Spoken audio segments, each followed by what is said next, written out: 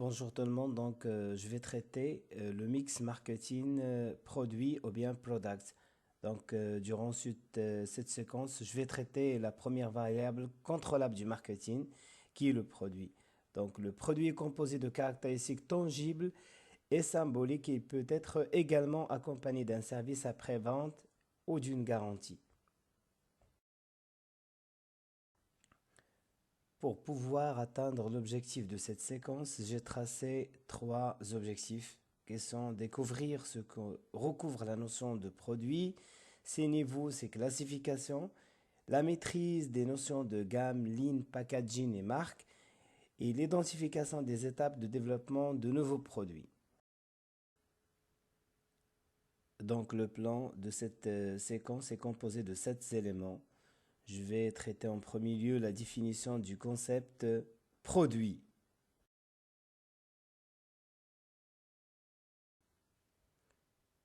Comme définition du produit selon Kotler et Dubois, c'est tout ce qui peut être offert sur un marché de façon à y satisfaire un besoin. Donc, deuxièmement, les dimensions du produit. Le produit est également défini comme étant un panier d'attributs, c'est-à-dire qu'il ne se limite pas seulement à sa dimension fonctionnelle, mais il possède également une dimension symbolique. Mais qu'est-ce que tout d'abord les attributs fonctionnels? Il s'agit tout simplement de sa fonction fondamentale, ce sont les caractéristiques concrètes et techniques du produit. Pour les attributs symboliques, ce sont des attributs qui sont secondaires et plus subjectifs. Ils sont perçus différemment d'un client à un autre, par exemple une marque, un service, un packaging ou bien un design. Pour les différents niveaux d'un produit, il y a 5 niveaux de produits. Je vais parler du premier niveau, c'est le bénéfice central, c'est-à-dire l'avantage essentiel recherché par le client en achetant le produit. Exemple, un client d'un hôtel achète du repos et du sommeil comme bénéfice central. Deuxièmement, le produit générique, c'est le noyau avec toutes ses caractéristiques. Exemple, une chambre d'hôtel contient un lit, une chaise, un lavabo. Pour le troisième niveau, le produit attendu, c'est l'ensemble des avantages offerts par les attributs du produit au client. Exemple, ce client veut un hôtel propre, un personnel accueillant et également une bonne qualité de nourriture. Pour le quatrième niveau, qui est le produit augmenté, c'est tout ce que offre le producteur au client avec le produit générique. C'est l'exemple le plus pertinent, c'est le service après-vente. Pour le cinquième et le dernier niveau, le produit potentiel, il comprend toutes les modifications et améliorations possibles du produit. Le premier, c'est la durabilité et la tangibilité des produits. Et là, on peut parler de trois parties. Il y a des biens non durables qui sont périssables et des biens tangibles. Exemple, c'est les produits alimentaires, les produits d'entretien. Il y a des biens durables et des biens tangibles. Exemple, réfrigérateur, les vêtements. Il y a des services périssables et également tangibles. Exemple, le transport, la restauration et les soins médicaux. Également, on peut faire une classification selon les produits de consommation. Il y a par exemple des produits d'achat courant. C'est par exemple comme les produits de première nécessité, le pain, le lait.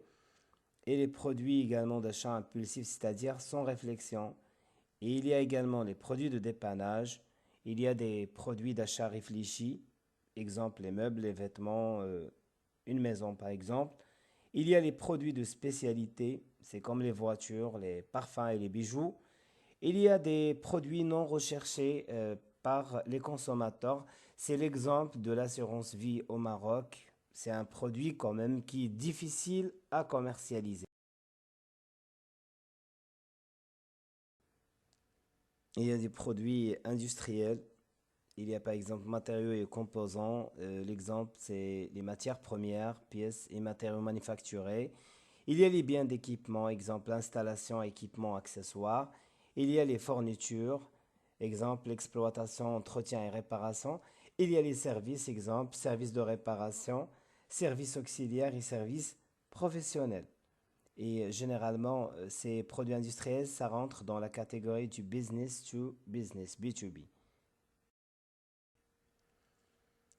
On distingue traditionnellement quatre étapes dans la vie d'un produit, tout comme l'être humain. Il y a une phase du lancement, une phase de croissance, une phase de maturité et une phase de déclin.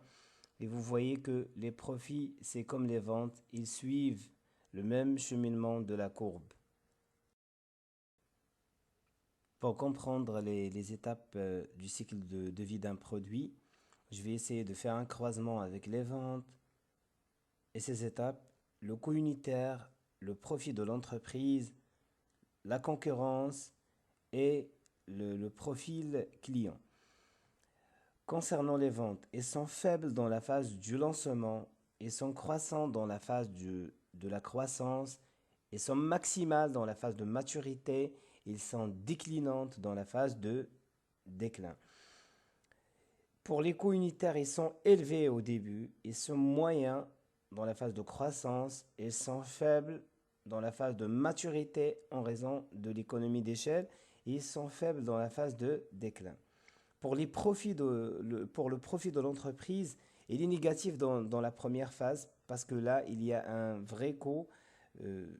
Ça s'appelle le coût d'acquisition du client qui est énorme. Donc les profits sont négatifs dans la première phase, ils sont croissants dans la phase de croissance, ils sont élevés dans la phase de maturité et ils sont également déclinants dans la phase de déclin. Concernant la concurrence, il est limité dans la phase du lancement, il est croissant dans la phase de croissance, il est stable dans la phase de maturité et il est également déclinante dans la phase de déclin. Pour les clients qui achètent les produits dans ces différentes phases, dans la première phase du lancement, c'est la catégorie des clients innovateurs qui achètent le produit de l'entreprise. Pour la phase du croissance, c'est les adoptants précoces. Pour la phase de maturité, c'est le marché de masse, c'est tout le monde. Et pour la phase du déclin, ce sont les retardataires qui sauvent l'entreprise, qui sauvent les ventes de l'entreprise.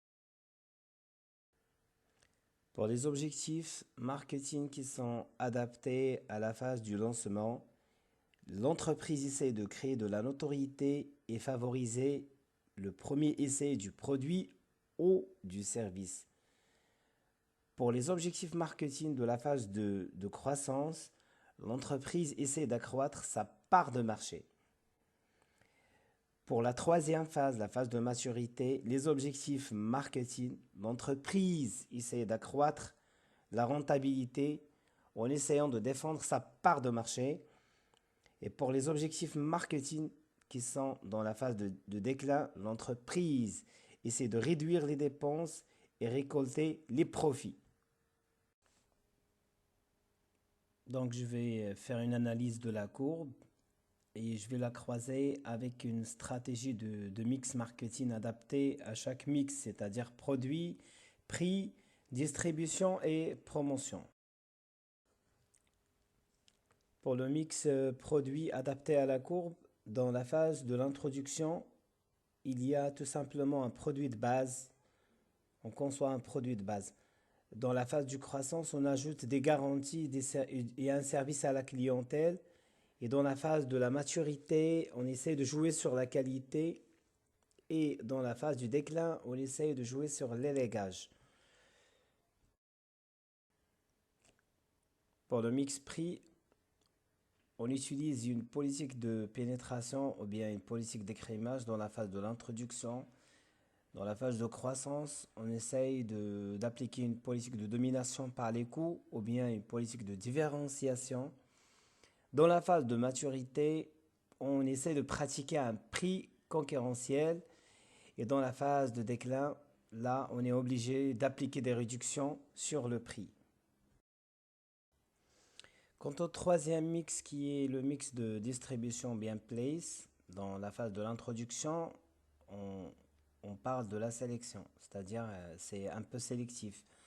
Et dans la phase de croissance, le système de distribution est extensive.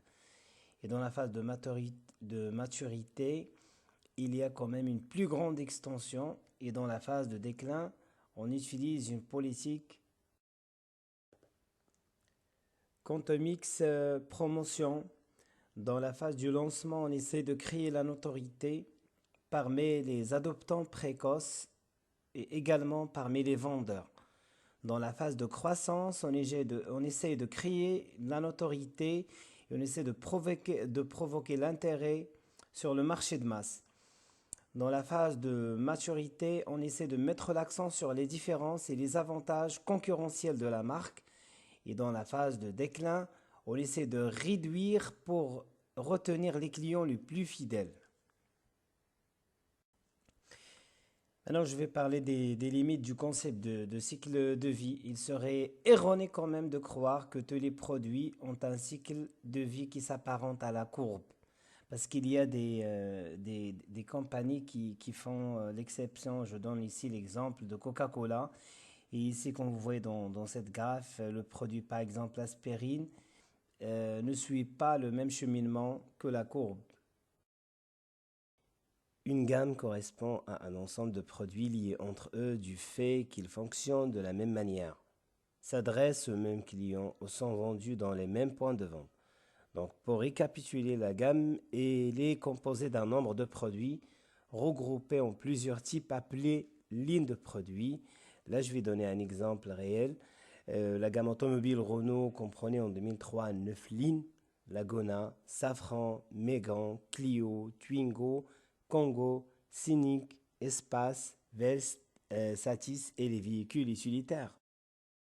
La ligne, il se compose de plusieurs modèles, fabriqués à partir d'un modèle de base. Exemple, la ligne Mégane est composée de la Mégane berline, la Mégane coupée, la Mégane break, la Mégane classique et la Mégane cabriolet. Pour la définition du mix ou bien assortiment du produit, c'est l'ensemble des gammes et articles proposés à la vente par une entreprise. Je vais enchaîner dans les notions de longueur, profondeur et largeur de gamme. La largeur d'une gamme se mesure par le nombre de ses lignes de produits. La profondeur d'une ligne se mesure par le nombre de produits qu'elle regroupe. Et la longueur d'une gamme est la somme des produits de toutes les lignes. Un exemple simple d'une entreprise qui travaille dans le secteur des produits de soins de beauté. Par exemple, la gamme soins du cheveu est composée de 3 lignes qui sont les shampoings, les après-shampoings et les masques. Et bien sûr, les shampoings ils sont composés de 11 références, 7 références pour les après-shampoings et 3 pour les masques. Donc, si on veut analyser cette marque, donc on peut dire que tout simplement la profondeur de cette marque est composée de 11 produits pour la ligne shampoing, 7 pour la ligne après-shampoing et 3 pour la ligne masque. Et cette marque est composée également de 3 lignes qui sont les shampoings, les après-shampoings et les masques. Je vous remercie pour votre la définition du développement de nouveaux produits. On dit généralement un nouveau produit peut être un produit qui répond à un nouveau besoin du marché, un produit nouveau par rapport aux produits existants sur le marché, un produit nouveau pour l'entreprise ou un produit qui a été modifié ou bien amélioré. Donc ce deuxième point, on verra le processus de lancement d'un nouveau produit. Le processus de lancement d'un nouveau produit est composé de 8 étapes. La première, c'est la recherche du besoin. Donc là, on teste la possibilité de créer un nouveau produit. Est-ce que c'est faisable ou non? Deuxièmement, filtrage des idées. On essaye d'éliminer les mauvaises idées. Troisièmement, on développe et on teste le produit. C'est une description de l'idée sous l'angle des avantages que le consommateur peut tirer. Quatrièmement, l'élaboration de la stratégie marketing. C'est là où on essaie de mettre en place les éléments du mix marketing, c'est-à-dire les 4 P, Products, Price, Promotion and Place. Et la cinquième étape, c'est l'analyse économique. On essaye d'analyser le produit. Est-ce que c'est rentable pour l'entreprise ou non?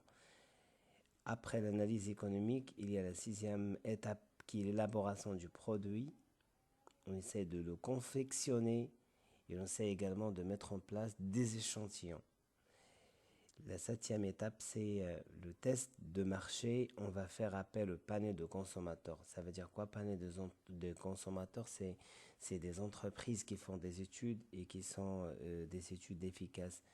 Par exemple, en France, il y a plusieurs panels de consommateurs. Ils prennent un échantillon représentatif de la population française qui sont inscrits sur ces panels et on leur envoie par exemple ces produits et on leur demande leur avis par rapport à ces produits.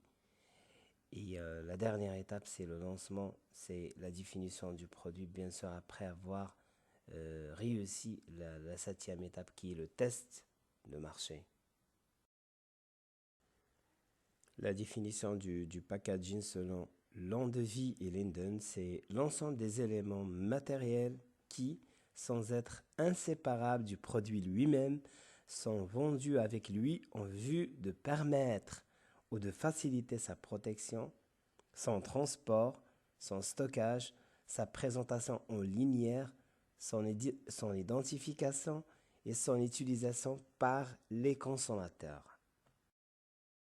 On distingue généralement trois niveaux du packaging. Il y a l'emballage primaire, l'emballage secondaire et l'emballage tertiaire. Quant à l'emballage primaire, c'est le contenant qui est en contact direct avec le produit. Exemple, c'est les bouteilles de jus. Pour l'emballage secondaire, c'est l'emballage qui contient déjà un produit empaqueté et peut prendre deux formes, soit un emballage secondaire unitaire, exemple, boîte d'emballage d'un flacon de parfum, ou bien l'emballage secondaire de regroupement, l'exemple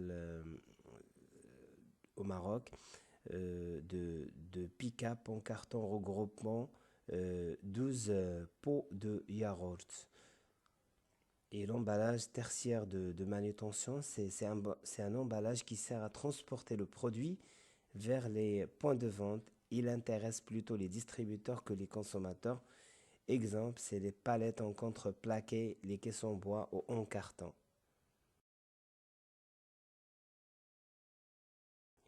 Quant à la composition du packaging, il comprend deux aspects qui sont le contenant et le décor. Le contenant, il sert à protéger, à conserver, à transporter et à stocker le produit. Quant au décor, ce sont tous les éléments visuels du packaging. Je vais essayer de détailler tout cela par la suite. Le contenant est composé de trois éléments. Premièrement, les matériaux utilisés, deuxièmement, la forme et troisièmement, le système de fermeture. Pour les matériaux utilisés, c'est en général soit du plastique, verre, carton, métal. Pour la forme, c'est par exemple le packaging unitaire ou bien de regroupement.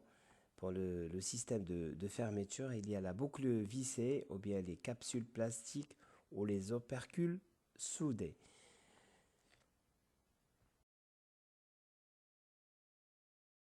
Le décor il comprend quatre éléments, c'est les couleurs utilisées, le graphisme, les textes et les étiquettes. Pour les couleurs utilisées, normalement, on essaie d'utiliser des couleurs qui sont attractives. Et pour le graphisme, c'est le dessin, les photos, les caractères topographiques. Pour les textes, on essaye de jouer sur l'emplacement et la disposition. Pour les étiquettes, ce qui compte le plus, c'est le nombre et la forme. Le packaging en général joue plusieurs fonctions, dont notamment des fonctions techniques et des fonctions de communication.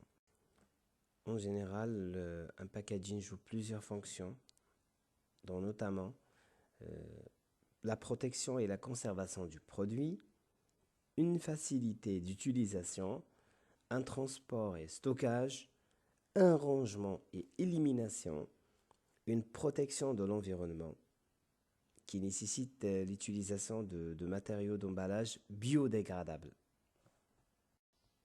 Quant aux fonctions de communication du packaging, il y en a plusieurs. Il y a tout d'abord l'impact visuel. Il faut que ça donne quand même l'envie d'achat. La reconnaissance du produit, l'identification du produit, l'expression du positionnement du produit. l'information du consommateur et l'impulsion d'achat, c'est-à-dire doit pousser le consommateur à acheter sans même réfléchir. Et je vous remercie pour votre attention. La définition que je préfère le plus, c'est la définition de Kotler et Dubois.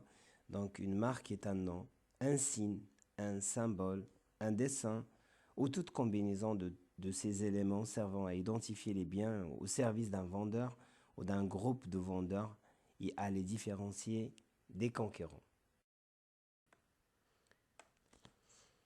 Donc, les fonctions de la marque sont au nombre de 3. Il y a en premier lieu l'apprentissage du consommateur. Deuxièmement, la fonction d'expression de la personnalité. Et troisièmement, un risque d'erreur réduit. Maintenant, je traite l'apprentissage du consommateur. Donc, la marque facilite le choix du produit par le consommateur en lui permettant de repérer le produit recherché face au grand nombre de produits offerts. Cette fonction se traduit par un indicateur de la marque appelé la notoriété que je vais expliquer. Donc il y a 3 niveaux de notoriété. Il y a le top of mind, de notoriété spontanée et de premier rang. Et la notoriété spontanée et la notoriété assistée. D'accord, pour la notoriété top of mind, c'est-à-dire si je vous pose une question simple, quelle est la première grande école à Marrakech? Et que vous me dites, sur le coup, c'est l'HEM. Là, on parle de top of mind, c'est-à-dire c'est l'HEM qui dispose d'une notoriété spontanée de premier rang. Et si vous me dites par exemple la notoriété pour la même question, vous me dites il y a l'école par exemple X et l'école Y par exemple. Donc Y, on peut dire qu'il possède une autorité spontanée. Et pour la notoriété assistée, vous me citez par exemple le nom de 5 écoles. Et moi, je suis en train de faire une étude pour une 6e et je vous dis, est-ce que vous connaissez l'école M par exemple? Est-ce que vous connaissez l'école M? Et que vous me dites que oui, donc c'est une autorité assistée, c'est-à-dire vous avez pu reconnaître cette école à cause de donc, après avoir expliqué la première fonction de la marque qui est l'apprentissage du consommateur, je vais expliquer les deux autres qui sont la fonction d'expression de la personnalité et un risque d'erreur réduit. Pour la fonction d'expression de la personnalité, donc, la marque donne un sens à la relation entre le consommateur et son environnement social. En optant pour une marque, le consommateur s'intègre dans un environnement social. Ça, c'est une logique qui est adoptée surtout par les personnes, par exemple, snob, qui cherchent à acheter une voiture de luxe. Donc, c'est pour pouvoir exprimer leur personnalité et leur positionnement social. Quant à un risque d'erreur réduit, on est sûr qu'une marque est une assurance qualité pour le consommateur. Il exprime un certain niveau de qualité et de performance du produit. Par exemple, en achetant un téléphone Apple ou bien un téléphone Samsung, donc on est sûr que c'est un produit de bonne qualité. Donc le choix d'un nom de marque doit répondre à 4 critères suivants. Premièrement, la prononçabilité, c'est-à-dire le nom de la marque qui doit être exprimable oralement à la lecture. Par exemple, les propriétaires de Toyota, c'est la famille Toyoda. Mais les professionnels de la communication ont conseillé à la famille Toyoda d'adopter le nom Toyota parce que c'est facile à prononcer.